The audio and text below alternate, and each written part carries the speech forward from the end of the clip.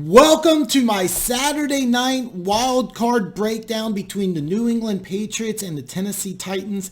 Now, if you're new to my channel and you haven't done it already, there's a button right here. See it, see it, see it. Bam! Hit that button. Become one of the greatest people on planet Earth. My channel, scientifically proven to make all your wildest dreams come true. Now, this game is interesting. New England is a 5-point favorite.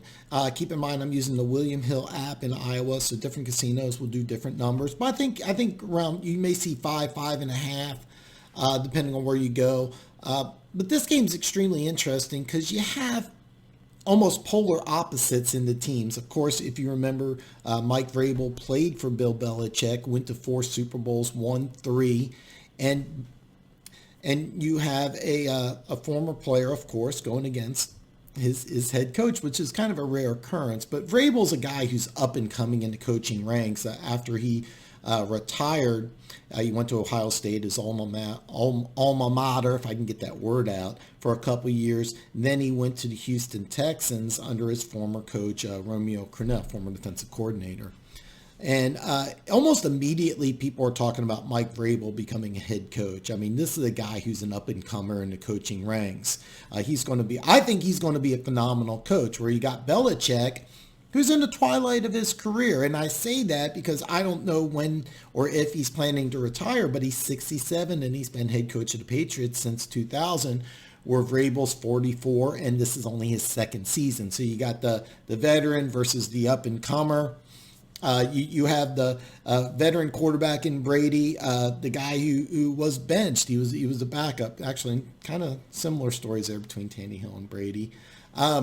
New England started the season 8-0, but finished losing 3 out of the last 5, including the home loss against the Dolphins, which means they had to give up the bye. Kansas City gets the bye instead of New England, where Tennessee started slow. Tennessee started off 2-4. Then they ended the season winning 5 out of their last 7. Now, a lot of people, including myself, said that the Patriots dynasty is over. Matter of fact, I broke down all 32 NFL teams before the season. I broke down what I liked, what I didn't like, and I broke down the Vegas over-under. And I said in my video with the Patriots that their dynasty is over, but they're still an extremely good football team. Now the Titans, on the other hand, is a team that's a young team, but they're a team on the rise. Derrick Henry, the final game of the season, ran for 5,000 yards, and I'm joking. It was actually 211, and that gave him the rushing title. His last 6 games, he had 896 yards. It's just under 150 yards a game. And as a team, during that 5-2 win streak, 5-2 record, to end the season. The Tennessee Titans ran for 1,316 yards. It's an average of 188 a game. See, the Titans went old school, and they ran the ball, but Tannehill's been a really, really good, pleasant surprise, and he's played really good football. The thing is, I always thought this is how you should use Ryan Tannehill. I mean, he's a big kid. He's got a big arm. And he's mobile. He can make plays using his legs, but he's not the guy that you want to go back and throw the ball 50 times a game. He's the guy that can work with the play action pass. He can do bootlegs. He can do a lot of things with a strong running game, but he's not the guy that you want to go back there and just dink and dunk all day long. He's not that quarterback. Brady, on the other hand, you feel comfortable with him throwing the ball 50 times a game. So, I mean, you really have polar opposites on how these teams are. You got one veteran team. You have one young team. You have one with the Hall of Fame quarterback. You got a guy who was, looking at being a career backup. You got Derrick Henry, the NFL's leading rusher. You have Sony Michel, who didn't hit 1,000 yards this year. But the Patriots want to be more of a balanced team, where Tennessee just wants to run the ball. So, how do I break this game down? Well, for Tennessee to win, they got to go old school, all right? They got to control the clock.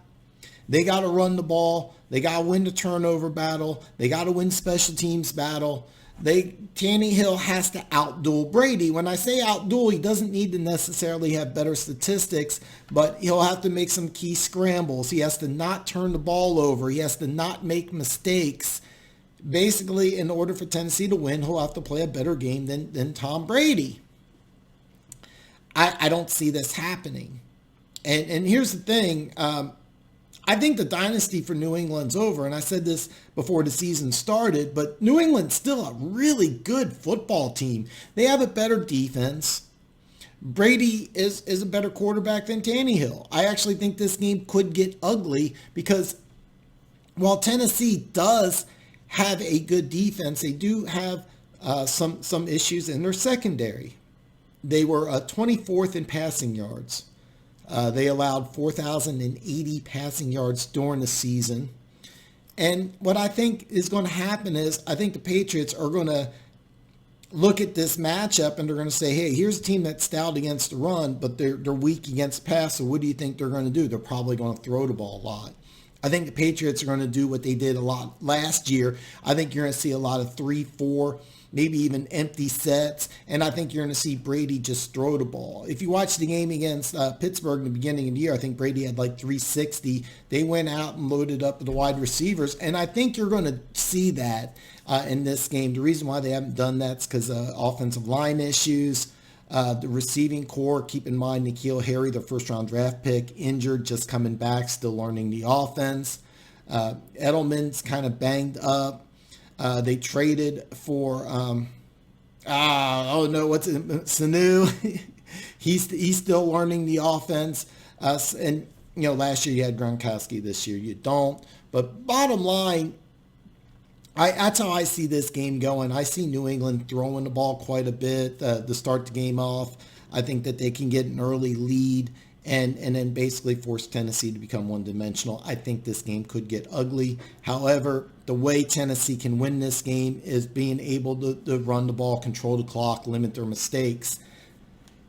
But bottom line, I don't see it happening. I like New England to cover 5 points in this game. Bottom line, Tennessee needed a Week 17 win. Of course, with Pittsburgh losing, they didn't really need to win the game. But they had to win a game, the last game of the season, where New England, on the other hand, lost the game, so they didn't get a bye. So, you got a different level of team. You have one team that's barely a playoff team, another upper echelon team. So, basically, to recap, don't overthink this game.